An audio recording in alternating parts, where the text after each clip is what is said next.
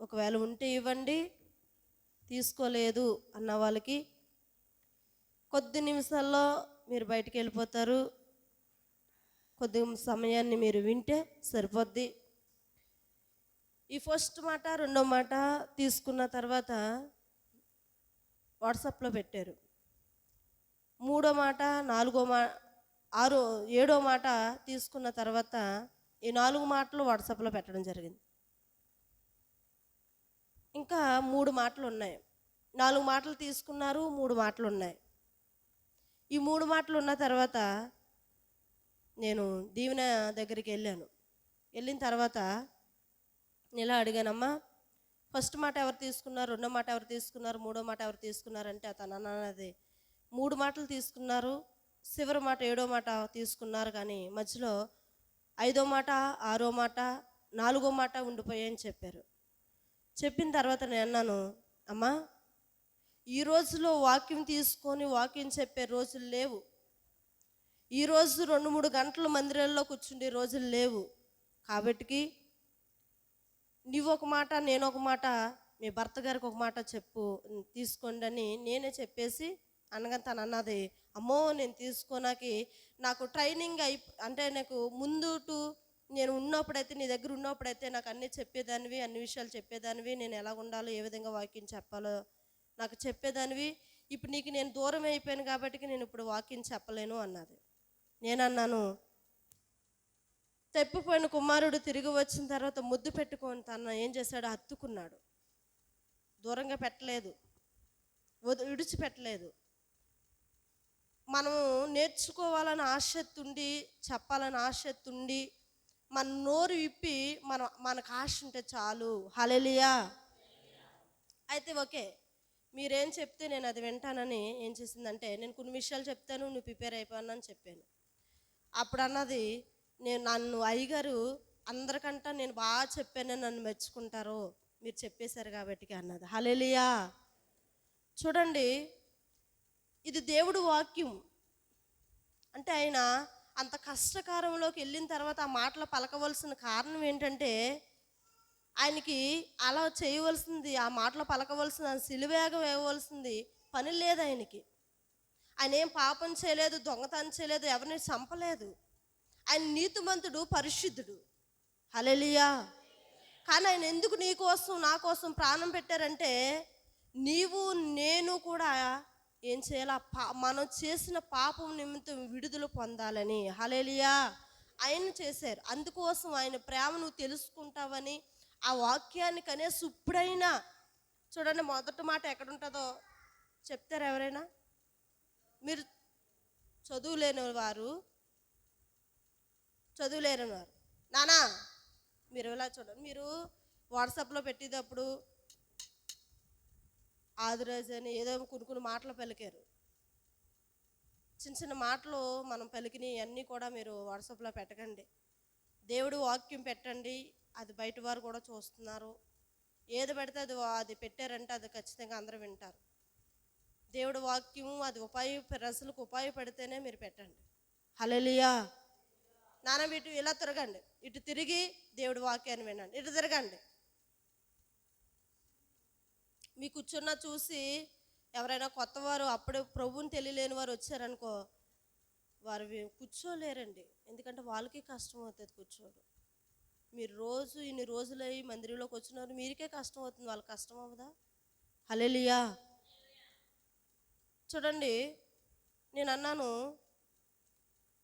మరి దేవుడు వాక్యం చెప్పనాకి తమ్ముడు ఉన్నాడు, అలాగే మరి లతమ్మ ఉంది, శైలిజాకు ఉంది, తన బాబు ఉన్నాడు. అక్కంటే కొంచెం వాక్యము అంటే తెలియదు, కానీ శైలిజాకు వాళ్ళ అక్కగారు ఉన్నారు కానీ తెలీదు. మన ఏనమ్మ చెల్లి ఉన్నారు. ఫస్ట్ అంటే 4 మాటలు అయిపోయి 3 మాటలు ఉన్నాయి. లతమ్మ ఒకటి, ఆ చెల్లి ఒకటి, మన శైలిజాకు ఒకటి తీసుకుంటే సరిపోను. వాట్సాప్లో పెట్టారు, మీరు ఎవరైనా మాట తీసుకున్నవారు వాట్సాప్లో పెట్టండి అని చెప్పారు కదా. ఏంజిలక్క, నేను అడిగాను ఫస్ట్ తన దగ్గరికి వెళ్ళి, నేను అన్నాను, నాన్న ఇన్ని మాటలు పెట్టారు కదా, వాళ్ళ పేర్లు ఏంటంటే ఇలా అని చెప్పింది. మరి ఇంకా ఉన్నారు కదమ్మా, అంటే వాళ్ళు వాళ్ళు వస్తారో లేదో కూడా తెలియదంటే పిన్న వాళ్ళకి ఆ రోజే పెళ్లి రోజు అంట అని తను నాకు చెప్పడం జరిగింది. నేను అన్నాను ఖచ్చితంగా వస్తారమ్మా అన్న. హల్లెలూయా, వస్తారు అన్నాను. నేను ఊరెళ్ళిన తర్వాత ఒక ఆ చెట్టుకి దగ్గర ఓ చెట్టు ఉంది. ఆ చెట్టు దగ్గర తమ్ముడు ఉన్నాడు. నాకు తెలియదు, నేను నిన్నే వచ్చాను ఊరి నుండి. నాకు ఇలాగ ఊరి నుండి వచ్చిన వెంటనే ఒకరొకరు బాబాలు పాప వీళ్ళందరూ చెప్పేస్తున్నారు, ఇలాగ అయిందంట, హాస్పిటల్లో బాగాలేదంట, ఇలా పడిపోయారంట అని చెప్తున్నారు. ఆ చెట్టు దగ్గర తమ్ముడు ఉన్నాడు.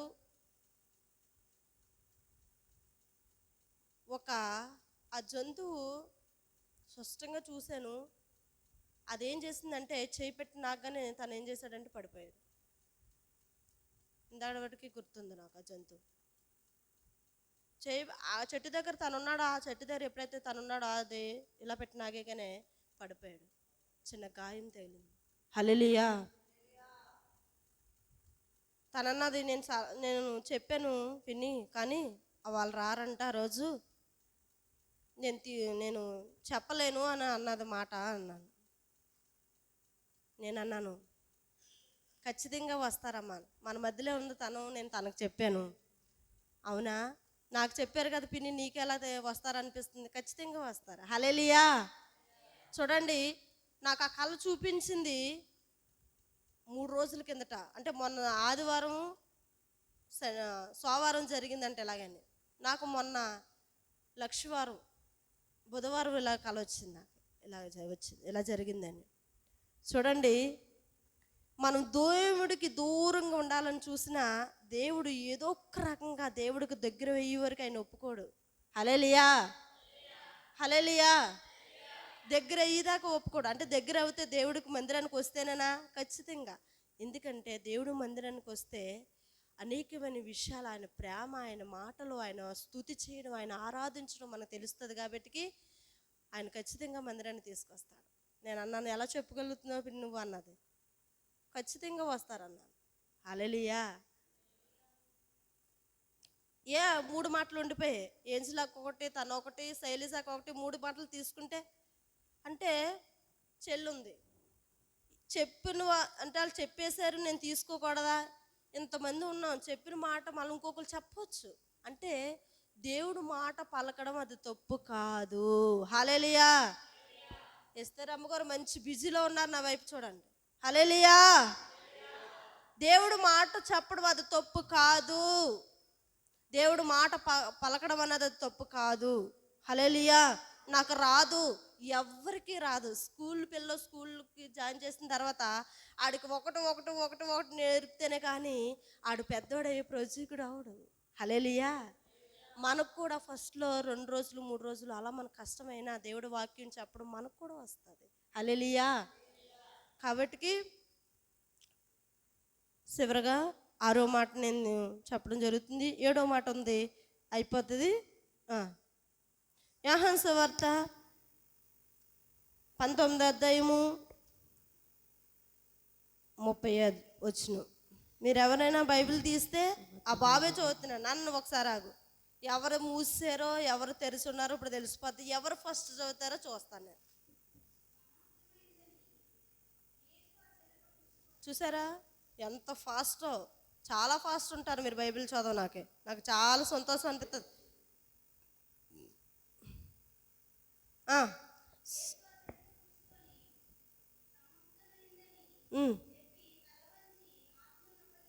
హల్లెలూయా.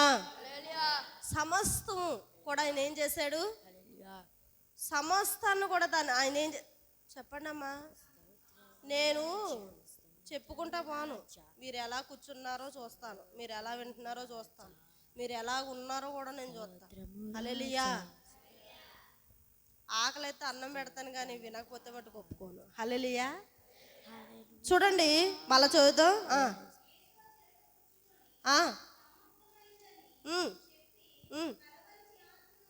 చూసారా, తల మంచి ఏం చేశారు? ఆయన ఆత్మను అప్పు చెప్పేశాడు. అంటే ఇంకా ఆయన పని సమస్తాన్ని కూడా ఆయనకి అప్పచెప్పిన పని తండ్రి ఆయన ఏం చేశాడు? పూర్తి చేసేసాడు. తన చిత్తాన్ని ఆయన నెరవేర్చడం అవసరం అంటారా? ఆయనకి ఏం అవసరం? ఆయన చెయ్యాలా? దైవ చిత్తాన్ని ఆయన నెరవేర్చాలా? నెరవేర్చాలి. హల్లెలూయా.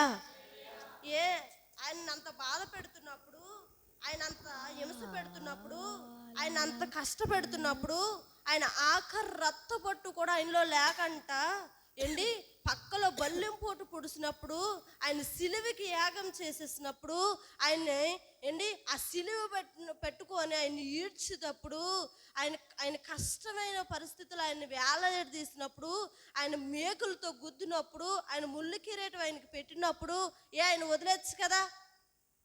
ఒక మనుషులుగా మనకు కష్టమైనప్పుడు, ఏదైనా మనకి మరి కష్టమైన పరిస్థితి మనకు ఎదురైనప్పుడు మనం ఏం చేస్తామంటే వదిలేస్తాం కదా? దేవుడు కూడా అలా వదిలేచ్చు కదా? ఎందుకు ఆయన తల వంచి ఆయన ఆత్మను అప్పచెప్పాడంటారు అంటే, ఆయన పనిని ఆయన ఏం చేశారు? పూర్తి చేశారు.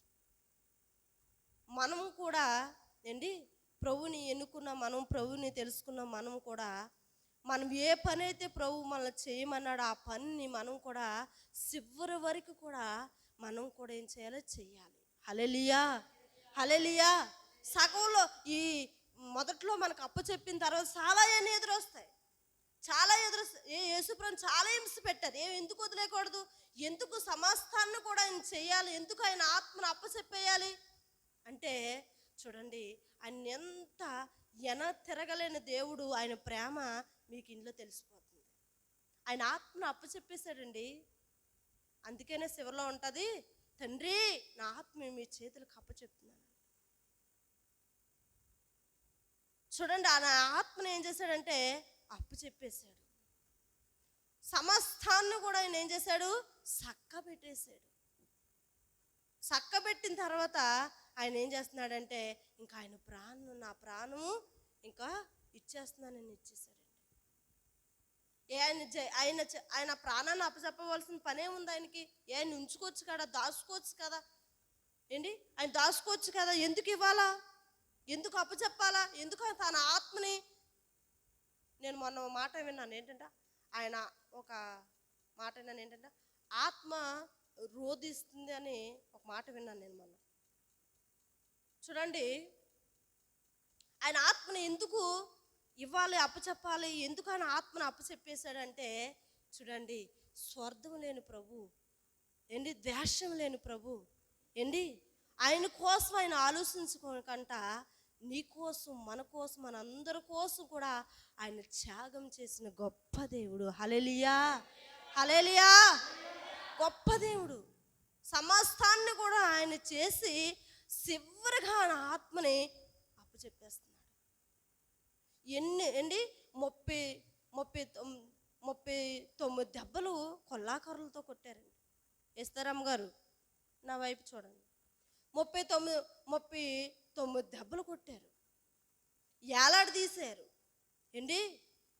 మరి ఎంతగానో మరి ఆ రక్తం అంతా చిందించే వరకు కూడా విడిచిపెట్టలేదు. ఆ ప్రాణం పోయే వరకు కూడా ఆయన హింస పెట్టడం, బాధ పెట్టడం వదలలేదు. మరి ఎంత బాధ పెట్టినప్పుడు, ఎంత హింస పెడుతున్నప్పుడు, అయ్యో ఎందుకు ఎందుకు ఎందుకు ఎందుకు నేను చెయ్యాలి అని ఒక్కసారైనా ఆయనకి రావచ్చు కదా. ఒకవేళ వచ్చుంటే, ఒకవేళ ఆయన మన కోసం ఆ ఆత్మని అప్పచెప్పకపోతే, ఒకవేళ ఆయనగా నా ప్రాణాన్ని మన కోసం తీసుకోపోతే, ఈరోజు మనకి ఈ స్థలమా, ఈ అందమా, ఈ రూపమా, ఈ స్థలంలో మనం ఉందిమా? ఆయన గొప్ప త్యాగాన్ని ఒకసారి నువ్వు తీసుకో. ఆయన ఒక ఆట బొమ్మలా చూడకు, ఒక టైం పాస్గా చూడకు. ఏదో మాట ఇచ్చాను కదా చెయ్యాలా, అవసరమా? ప్రభుని నమ్ముకున్నాను కొద్ది రోజుల వరకే, మళ్ళీ చివరి వరకు దేవుడితో ఉండాలని గ్యారంటా? ఏదైపోయినా పర్లేదు అన్న తోక ప్రశ్నలు మీలోకిండి తీసివేయండి. ఇంకోటి ఏంటంటే అండి, వాళ్ళు కొంతమంది ప్రజలు మాట, అంటే మనకెళ్ళి కాదు, ఒక దేశంలో ప్రజలు, వాళ్ళు ఎలా అంటారంటే, కొండ ఏరియాలో ఉంటారు కదా వాళ్ళు మాట. వాళ్ళ పని ఏంటంటే రాయిలు కొట్టుకుంటూ ఉండేవారు. చిన్నపిల్లలకి చదువు లేదు, చిన్నపిల్లలకి ఆహారం లేదు. అన్నం అంటే అన్నం మెతుకంటే తినకంట కొండల్లో చూడండి సోళ్ళు అయ్యే పండుతాయి, ఆ జావలు తాగుతారంట. ఒక చెట్టుకి పురుగులు అయ్యో వస్తాయంట, ఆ పురుగులు తింటారంట. ఆకులు ఉంటాయి కదా, ఆకులు మరి శుభ్రంగా నిలిపేసుకోరు. అమ్మ మీకు నేను కథ చెప్పట్లేదు, నిద్రైపోతున్నారు మీరు. కథ చెప్పట్లేదు, నేను జరిగిన సిచ్యువేషన్ చెప్తున్నాను, జరిగిన సంగతి చెప్తున్నాను. మనం కూడా ఒక దినాన్ని ఆహారం లేని దినాలు ఉన్నాం. ఈరోజు ఇంత అన్నం ఎక్కువైపోతే కుడిదాంట్లో వేసేస్తాం. ఒక దినాన్ని మనకు ఆహారం లేని దినాలు మనం కూడా చూసాం ఆ ప్రజల్లాగే. అంటే ఆకుని నిలిపేసుకొని రసం వస్తుంది కదండి, నీళ్ళు లేక వేస్తారు అమ్మగారు. హల్లెలూయా.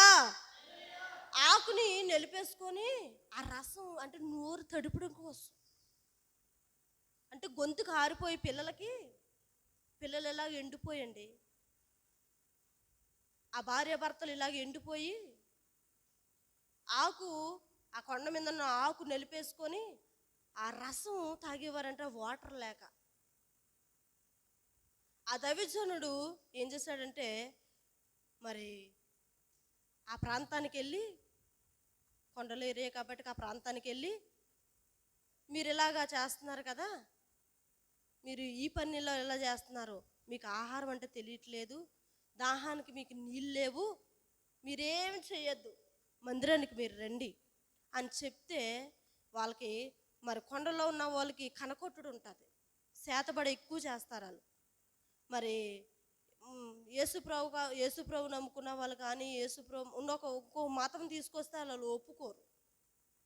ఈ దేవజనుడు ఎలాగా ఈయనకి పెద్ద శాతబడి చేసేసి ఒక పుండుని కడుపులో తయారు చేశారంటండి. హల్లెలూయా. ఒక పుండుని తయారు చేశారంట, అంటే నడవకంట, వీళ్ళ దగ్గరికి రాకంట.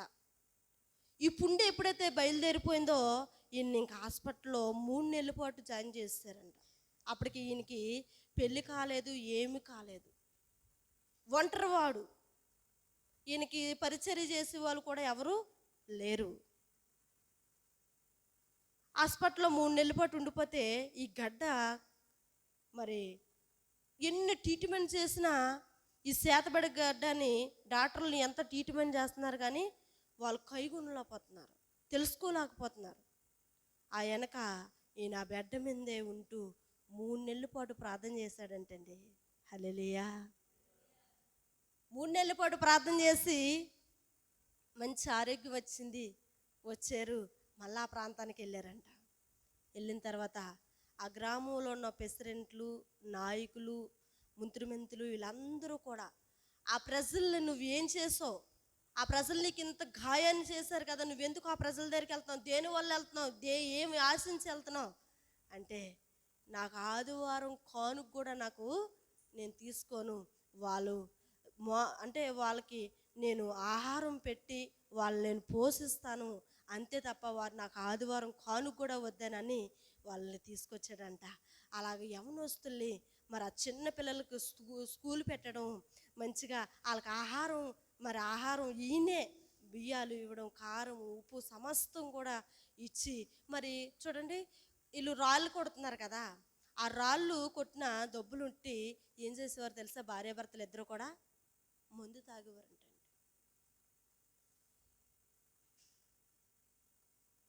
మందు తాగేవారంట భార్యాభర్తలు ఇద్దరు కూడా, పిల్లలు కూడా మందు తాగేవారు. కానీ మరి ఆ డబ్బులు పెట్టుకొని వెళ్ళి ఈయన ఏం చేసేవారంటే రాళ్ళు కొట్టిన ఈ రాయి ఎట్టుకుపోయిన వారు కొంచెం డబ్బులు ఇస్తే మరి మందు తాగినా సరిపోయేంట, కానీ వాళ్ళకి రైస్ కొనుక్కోనంత సరిపోయే కాదంట, వాళ్ళకి జోళ్ళు ఉండేవి కాదు, వాళ్ళకి తల దూకొని ఒక దువ్వుని ఉండేది కాదు, వాళ్ళ జుట్టు అంతా కూడా సుట్లు పోయి ఉండేదంట.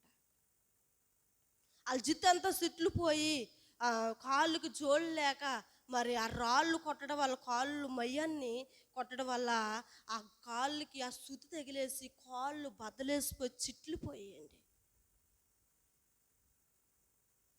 చిట్లిపోయి చిన్న పిల్లలు 3-4 సంవత్సరాల పిల్లలు నీ స్కూల్కి పంపించకంట ఆ రాళ్ళు కొట్టమంటే ఎండ తగిలి ఏం చేసేవారంటే మాడిపోయి నల్లగా అయిపోయి ఇలాగ ఎండిపోయి అక్కడికక్కడ చనిపోయేవారండి. హల్లెలూయా. దాహానికి నీళ్ళు లేక, ఆహారం లేక ఈ రాళ్ళు మరి ఆ తల్లులతో పాటు తండ్రులతో పాటు ఆ రాళ్ళలో ఎండల్లో ఉండిపోవడం వల్ల ఈ రాయి తగిలి ఈ సుత్తి తగిలి ఆ కాళ్ళు ఏమైపోయి అంటే మరి బద్దలేసిపోయి పగిలిపోయి అక్కడికక్కడే ఏం చేసేవారని చనిపోయేవారు, కుప్పలేసేసేవారు. మనకు ఇప్పుడు ఒక వ్యక్తి చనిపోతే ఒక బండి మీద దేని మీద తీసుకెళ్ళి దూరంగా కప్పెడతారు. ఆ రాళ్ళలోనే ఒక చిన్నగా మట్టి తీసి ఆ రాళ్ళలోనే కప్పెడేసి మళ్ళీ ఆ రాళ్ళలో తీసి మళ్ళా పని చేయడం. చూడండి, ఆ దైవజనుడి మీదకి చాలా మాటలు వచ్చాయి, చాలా వ్యతిరేకతలు వచ్చాయి, చాలా ఎన్ని వచ్చాయి. వాళ్ళు పట్టుకున్న తర్వాత దేవుడు వాక్యం వాళ్ళకి తెలిసిన తర్వాత దేవుడు ఆధారం అయిన తర్వాత వాళ్ళు వాళ్ళు చెవులు ఇవి పెట్టుకుంటారు కదండి, ఏంటి చెవులు పెట్టుకుంటారు కదా, అవన్నీ తీసి అవన్నీ వాళ్ళు ఏం పెట్టుకోకుండా చీరలు కూడా మరి ఒక చీర చింపుకొని కట్టుకుండి వ్యక్తులు వాళ్ళు అప్పుడు ఏం చేస్తున్నారంటే మంచి చీర కట్టుకొని అందంగా తయారయ్యి ఒక బైబిల్ పట్టుకొని వారు ఏం చేస్తున్నారంటే ప్రభువు మాకు ఆహారం పెట్టాడు, మాకు దాహానికి నీళ్ళు ఇచ్చాడు, ప్రభువు మమ్మల్ని రక్షించాడు, మా భార్య భర్తలు ఇద్దరమే తాగి అక్కడ రాళ్ళలోనే పడుకో, మాకు ఇల్లు లేవు, మాకు ఒక ఇల్లు లేదు, కొంత దూరం వెళ్ళిపోయి పొద్దున కష్టపడిన తర్వాత సాయంత్రం వెళ్ళి గృహంలో పడుకునేది ఏం లేదు. ఏ రాయి అయితే కొట్టామో మళ్ళీ ఆ రాయిల్లోనే ఆ రాయి మీదే ఆ రాయే మాకు తలగాళ్ళ. చూడండి, మనం తలగాళ్ళు పెట్టుకుంటాం, కొంతమందికి రాళ్ళు తలగాళ్ళు అవుతాయి ఏండి, కొంతమందికి ఏంటి బయట ప్రపంచమే అలా ఉండే స్థలం అయిపోద్ది. హల్లెలూయా, హల్లెలూయా. వాళ్ళ తలగాడు రాయి చేసుకొని అక్కడే పడుకొని అక్కడే బాత్రూమ్ వెళ్ళి అక్కడే ఆకులు ఉంటాయి కదా, నా కొండ మీద ఉన్న ఆకులు ముడ్డుకు తుడిచేసుకొని అక్కడే వాళ్ళు పడుకోడిపోవడం, మళ్ళా లెగిసి మళ్ళా రాళ్ళు కొట్టుకోవడం. బ్రతుకుని వారు బతకడం, చనిపోయేవారు చనిపోవడం, బ్రతకువారు బ్రతకడం, చనిపోయేవారు కుట్ల మంది చనిపోయేవారు. వాళ్ళకి ఎక్కడ అంటే స్థలము ఆ రాళ్ళు కుట్లలోనే వాళ్ళు పాతి పెట్టడం. చూడ ఎంత భయంకరమైన పరిస్థితిలో ఉండి దేవుడు రక్షించాడు. హల్లెలూయా. ఆయన సమస్తాన్ని కూడా ఏం చేశాడు, సమస్తాన్ని కూడా సమాప్తం చేశాడు. ఆయన ఆత్మని ఏం చేశాడు, అబ్బాయి ఎంత బాగా చెప్తున్నారు, ఏం చేశాడు, ఆయన ఆత్మను అప్పచెప్పేశాడు. సమస్తాన్ని కూడా ఆయన ఏం చేశాడు, సమాప్తం చేసి ఆయన ఆత్మను అప్పచెప్పేశాడు. సగంలో 3 నెలలు కడుపులో కాయ తయారు చేసిన తర్వాత ఆయన మళ్ళా బ్రతకడం ఏంటి, ధైర్యం చేసుకొని మళ్ళా ప్రాంతానికి వెళ్ళి పని చేయడం ఏంటి, ఆ ప్రజలందరినీ యవనస్తుల్ని, చిన్నవారిని, పెద్దవారిని, వృద్ధుల్ని, వీళ్ళందరినీ కూడా వారందరూ కూడా క్రీస్తు వైపు తిప్పడం ఏంటి. హల్లెలూయా. నీకు అప్పు చెప్పిన పని నువ్వు చేయి. ప్రభు చేశాడు, సగంలో ఆపేయలేదు, సగంలో వదిలేయలేదు. ఆయనకి ఎంతో కష్టమైంది, ఆయనకి ఎంతో ఇబ్బంది అయింది, ఆయన భరించలేని వేదన పొందాడు, భరించలేనని బాధ పొందాడు, భరించలేనని ఇప్పుడు మాటలతో మనం చెప్తున్నాం కానీ ఎంత సిలువ వేగం అంటే ఎంతగా ఆయనకు వేగం వేయడో, ఎంతగా ఆయన భరించాడో. ఏంటండి, సిలువకి వేస్తే నేను అనుకున్నాను ఇలాగ ఆ సిలువను పట్టుకొని మోస్తుంటే కొడుతుంటారు కదండి, నేను అనుకున్నాను ఫస్ట్లో ఇలా కొడుతున్నారు కదా, కనీసం ఒక్కసారైనా ఆగితే బాగుండు కదా, కొంచెం నిలబడిని కదా, కొంచెం ఊపిరి పీల్చుకుని కదా. ఏంటండి, ఆ సిలువ మోస్తుంటే ఇంకా ఇంకా ఇంకా మోస్తుంటే కొడుతూనే పడిపోయినా సరే లేవదీసి, ఇలా వెనక్కి పడిపోయినా కూడా లేవదీసి ఇంకా మోయిస్తారు కదా. మరి అంత కష్టాన్ని ఆయన భరించినప్పుడు ఎందుకు ఆయన వదిలేయకూడదు, ఎందుకు ఆయన విడిచిపెట్టేయకూడదు? చూడండి, అంత కష్టమైన పరిస్థితి ఆయనకి వచ్చినా సరే ఆయన మధ్యలో విడిచిపెట్టకంట ఆయన సమస్తాన్ని కూడా ఏం చేశాడు, సమత్వం చేశాడు. చూడండి, ఆయన ఆత్మను అప్పు చెప్పేశాడు. 39 దెబ్బలు కొట్టినప్పుడు కూడా ఆయన కొడుతుంటే శరీరం ఊడొచ్చేసేదండి. కొర్ర దెబ్బలతో కొడుతుంటే ఒక్కొక్క దెబ్బ కొడుతుంటే ఒక్కొక్క దగ్గర కొడుతుంటే శరీరం ఊడొచ్చేస్తుంది, కొట్టినని మాత్రాన్ని ఊడొచ్చేస్తుంది. చిన్నప్పుడు మా నాన్నగారు ఏం చేసేవారంటే ఎడ్లకి గడ్డి కోయలేదని నన్ను ఒకే ఒకసారి కొల్లకరతో నన్ను కొట్టారు. అది ఎంత గట్టిగా తగులుతుందో, చాలా గట్టిగా తగులుతుంది. ఒకసారి నువ్వెందుకు కోయలేదని గట్టిగా ఇలా కొట్టగానే నాకు చాలా బాధ అనిపించి చాలా నొప్పి కలిగింది. అది కొట్టిన మరుక్షణమే నాకు ఎక్కడి నుండి అయితే కొట్టారో అక్కడి వరకు నాకు తొట్టు వచ్చేసింది. చూడండి, ఒక్క దెబ్బకే నాకు తొట్టు వచ్చింది. ఆయనకు 39 దెబ్బలు కొట్టారు. ఆయనకి ఎన్ని తొట్లు వచ్చుంటాయి. అదే ఆయన ప్రేమ ఒకసారి చూసావా? ఆయన ప్రేమను ఒకసారి గుర్తెరిగావా? గుర్తెరిగి నీకు తెలుస్తుంది. గుర్తెరిగి ఆయనకి ఇష్టడుగాను బ్రతుకు. ఎంత వాక్యం విని ఇన్ని విషయాలు తెలుసు కూడా వెనక తోటి తిరక్కు. ఇన్ని విషయాలు తిరుగు కూడా అవిశ్వాసులా బ్రతుకు, విశ్వాసురాలుగా బ్రతుకు. హల్లెలూయా. అవిశ్వాస మాటలు మాట్లాడకు. అవిశ్వాసం మాట్లాడే మాటలు రా నీకు. విశ్వాస కలిగిన లక్షణ కలుగు బ్రతుకు. హల్లెలూయా. ఆయన సిలువ యాగం అయింది. ఎందుకంటే ఇదిగో నేను భరించేశాను నీ కోసం. ఇదిగో నీ కలిగినది సమస్తం కూడా అది తక్కువే, నేను భరించింది ఎక్కువ. హల్లెలూయా.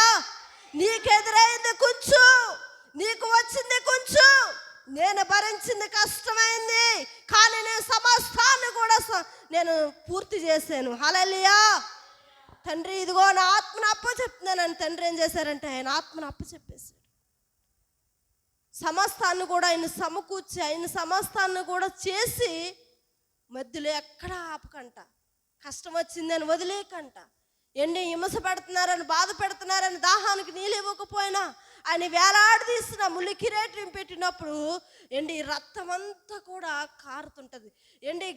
ఆ పాదానికి మేకులు దిగ్గొట్టేటప్పుడు ఆ మేకులోని రక్తం వస్తుంది. ఆ మేకులోని రక్తం వస్తుంది. ఎందుకు మీరు మాట్లాడుతున్నారు? ఏం చక్క కూర్చోలేకపోయి వెళ్ళకపోతున్నారా?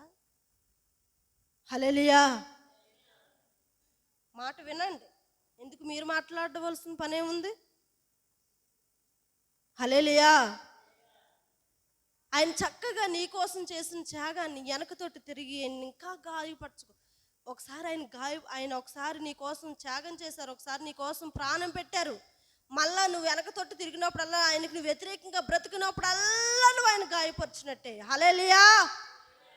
ఇంకా హింస పెట్టకంట, బాధ పెట్టకంట. ఆయన ఒకసారి సిలువేగం అయిపోయారు. మళ్ళీ ఆయన్ని నువ్వు మేకులు దిగ్గొట్టుకో, ఆయన ములి కిరీటం ధరించుకో, నీ తలంపుల ధర, నీ ఆలోచన ధర మళ్ళీ చేసి ఆయన బాధ పెట్టుకో. హల్లెలూయా.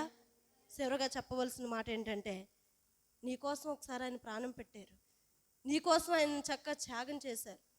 నీకు అంత కష్టం ఆయన పొందినంత కష్టమైతే నీకు కలగట్లేదు భూమి మీద. కలుగుతుందా మనకి? ఆయన పొందినంత కష్టం మనకు కలుగుతుందా? ఆయన పొందిన అంత కష్టం నీకు కలుగుతుందా? చిన్న వస్తుంటాయి పోతుంటాయి, చిన్న ఎదురవుతుంటాయి పోతుంటాయి, అవి కూడా నువ్వు జయించలేదంటే వేస్ట్. ఒక ప్రార్థన ద్వారా నా తండ్రి నా కోసం ఎంత త్యాగం చేశారు, ఇది నేను జయించలేనని ఒక ప్రార్థన చేసి మొదలుపెట్టు, నీకు దేవుడు జయం ఇస్తాడు. హల్లెలూయా. హల్లెలూయా. హల్లెలూయా. ఆయన వైపు నువ్వు చూడు, ఆయన ప్రేమ నీకు తెలుస్తుంది. ఆయన వైపు చూడు, మనుషులు చూడండి. భార్యాభర్తలు అంటే ప్రేమించుకున్నామని అంటారు, నువ్వు లేకపోతే నేను బ్రతకలేను, నువ్వు లేకపోతే నేను ఒక క్షణం కూడా ఉండలేమంటారు. ఆ కొద్ది రోజులు బాగానే ఉంటారు, తర్వాత అంటారు నువ్వెవరమో నాకు తెలియదు అంట. ఆ స్థితి ఒంటరి అయిపోద్ది కదా.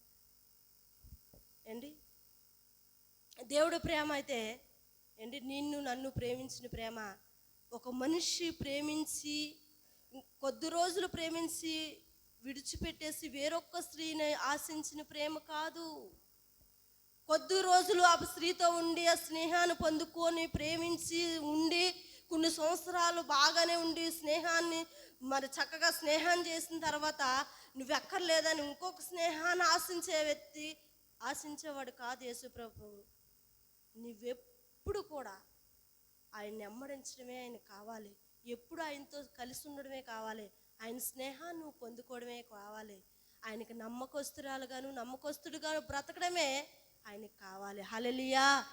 ఇన్ని వాక్యాలు అంటే 6 మాటలు విన్నావు. 6 విషయాలు నీకు తెలిసాయి, మళ్ళా నువ్వు బయటికి వెళ్ళి చేసావు అనుకో, నిన్ను కఠినమైన శిక్షకు అప్పచెప్తాడు. అలాంటి గురి కాకంట దేవుడు మేము చూడకపోవచ్చు. ఇప్పుడు మేము ఎక్కడైనా, మీరు ఎక్కడైనా కొంచెం చెడ్డపల్లిలో కనిపించారనుకో, మొహం ఇలా తిప్పేసుకుంటారు, చాట్ అయిపోతారు. అమ్మ పాస్టర్ గారు వచ్చారని, అమ్మ అక్క వస్తుందేమని చాట్ అయిపోతారు.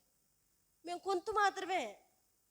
చూడండి, దేవుడు ఎప్పుడు నీ పడకని, నీ నడకని, నీ స్థితి అంతా కూడా దేవుడు తెలుసు. నువ్వెక్కడ ఉన్నా, ఏ స్థితిలో ఉన్నా ప్రభువును ఆధారం చేసుకున్న బ్రతుకు, ప్రభు ప్రేమను గుర్తు ఎరిగి నడువు అని ప్రభు మాటలు దేవుడు దీవించును గాక. ఆమేన్.